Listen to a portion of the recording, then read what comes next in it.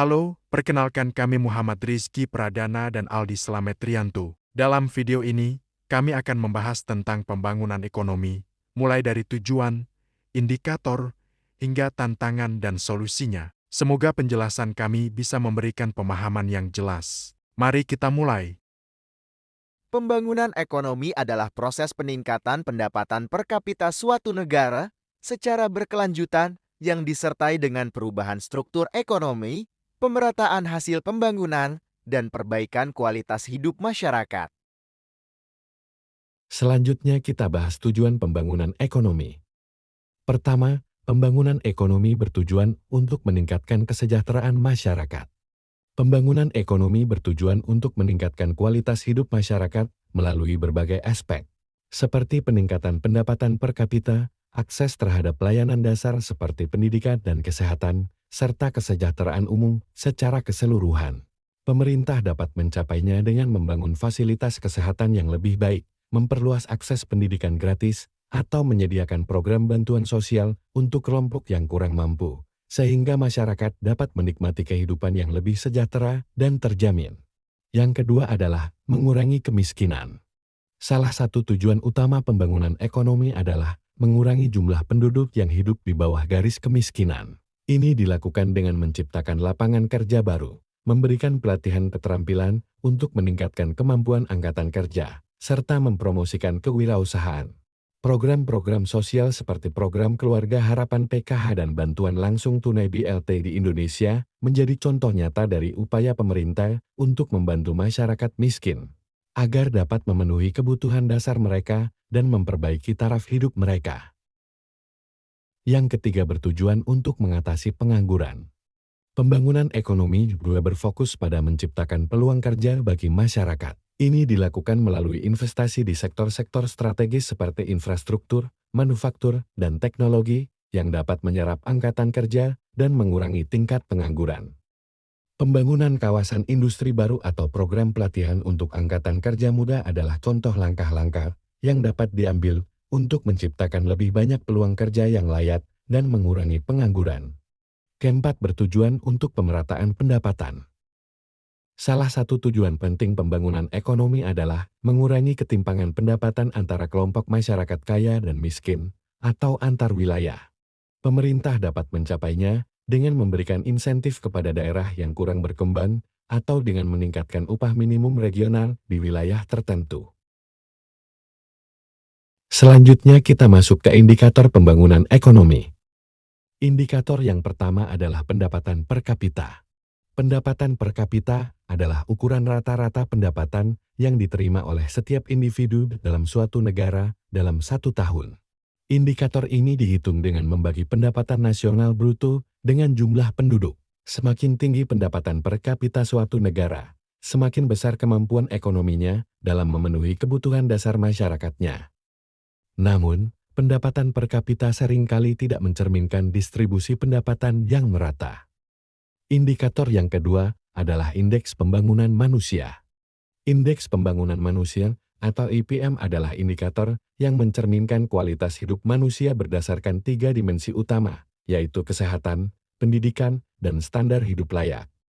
Kesehatan diukur melalui angka harapan hidup, pendidikan melalui rata-rata lama sekolah, dan harapan lama sekolah. Sedangkan standar hidup layak diukur dari pendapatan per kapita yang disesuaikan dengan daya beli masyarakat. Dengan skala nilai dari 0 hingga 1, IPM menunjukkan keberhasilan suatu negara dalam meningkatkan kualitas hidup rakyatnya. Misalnya, IPM Indonesia pada tahun 2023 mencapai kategori tinggi, menunjukkan peningkatan pada dimensi pendidikan dan kesehatan. Namun, meskipun IPM memberikan gambaran yang luas, ia tidak mencakup aspek-aspek seperti kebahagiaan atau stabilitas politik, sehingga menjadi indikator yang memerlukan pelengkap untuk analisis yang lebih menyeluruh. Indikator selanjutnya adalah tingkat pengangguran. Tingkat pengangguran adalah persentase dari angkatan kerja yang tidak memiliki pekerjaan tetapi aktif mencari pekerjaan. Indikator ini mencerminkan efisiensi pasar tenaga kerja suatu negara dan seringkali menjadi fokus perhatian pemerintah.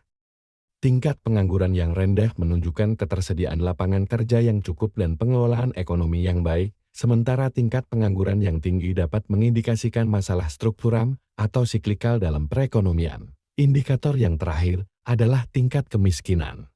Di Indonesia, tingkat kemiskinan per Maret tahun 2024 tercatat sebesar 9,36%, mencerminkan bahwa sekitar 26,4 juta orang masih hidup di bawah garis kemiskinan. Namun, indikator ini seringkali hanya mencerminkan kemiskinan absolut dan belum mencakup dimensi lain, seperti akses terhadap pendidikan, layanan kesehatan, atau infrastruktur dasar, sehingga membutuhkan pendekatan multidimensi untuk memahami kemiskinan secara lebih komprehensif. Selanjutnya adalah tantangan dalam membangun perekonomian. Ketimpangan ekonomi adalah salah satu tantangan utama dalam pembangunan yang seringkali sulit diatasi meskipun pertumbuhan ekonomi tercapai. Ketimpangan ini mencerminkan distribusi pendapatan yang tidak merata antara kelompok masyarakat atau wilayah tertentu.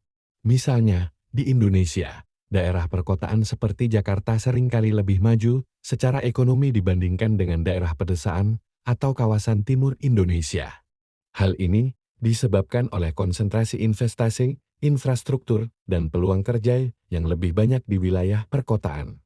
Ketimpangan juga dapat terlihat dalam akses terhadap layanan dasar seperti pendidikan dan kesehatan.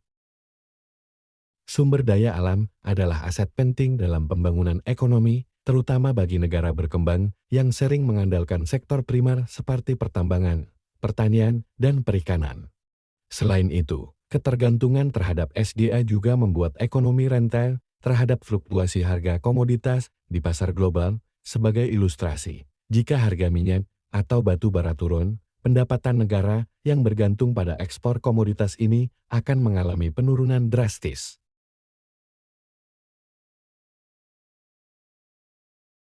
Rendahnya kualitas SDM adalah tantangan mendasar yang menghambat kemampuan suatu negara untuk bersaing di pasar global. Kualitas SDM yang rendah seringkali mencakup tingkat pendidikan yang rendah, keterampilan kerja yang tidak memadai, dan kesehatan masyarakat yang buruk. Selain itu, masalah stunting dan malnutrisi pada anak-anak menurunkan potensi mereka untuk berkembang secara optimal di masa depan. Pengangguran dan kemiskinan seringkali saling berkaitan erat dan merupakan tantangan besar dalam pembangunan ekonomi. Pengangguran yang mencerminkan ketidakmampuan angkatan kerja untuk menemukan pekerjaan yang layak menjadi salah satu penyebab utama kemiskinan. Selain itu, ketimpangan kesempatan kerja antara daerah perkotaan dan pedesaan juga menjadi faktor yang memperburuk masalah ini. Terakhir ada solusi dan upaya. Pembangunan ekonomi yang inklusif dan berkelanjutan memerlukan serangkaian upaya strategis yang saling terkait. Berikut adalah beberapa solusi utama yang dapat diimplementasikan. Investasi yang signifikan dalam sektor kesehatan tidak hanya meningkatkan kualitas hidup masyarakat, tetapi juga produktivitas tenaga kerja. Peningkatan kualitas sumber daya manusia melalui pendidikan dan pelatihan vokasional juga penting untuk mempersiapkan tenaga kerja yang terampil dan adaptif terhadap perubahan pasar kerja. Pembangunan infrastruktur yang memadai, seperti transportasi, energi, dan teknologi informasi, meningkatkan efisiensi ekonomi dan daya saing. Investasi dalam infrastruktur transportasi, listrik, air bersih, dan telekomunikasi untuk meningkatkan efisiensi ekonomi dan daya saing. Mengurangi ketergantungan pada satu sektor ekonomi dengan mengembangkan sektor-sektor lain, seperti manufaktur, jasa, dan teknologi, dapat meningkatkan ketahanan ekonomi terhadap fluktuasi pasar global, memberikan insentif dan dukungan bagi UMKM untuk berkembang dan berkontribusi pada ekonomi. Pemerintah perlu mengimplementasikan kebijakan fiskal yang adil, termasuk pengelolaan anggaran yang bijak dan peningkatan pendapatan melalui perpajakan yang adil. Selama masa resesi, pemerintah dapat memberikan stimulus ekonomi melalui belanja publik dan investasi dalam infrastruktur untuk meningkatkan permintaan agregat. Implementasi kebijakan ini memerlukan komitmen dari semua pemangku kepentingan untuk menciptakan lingkungan yang kondusif bagi pertumbuhan ekonomi yang inklusif dan berkelanjutan.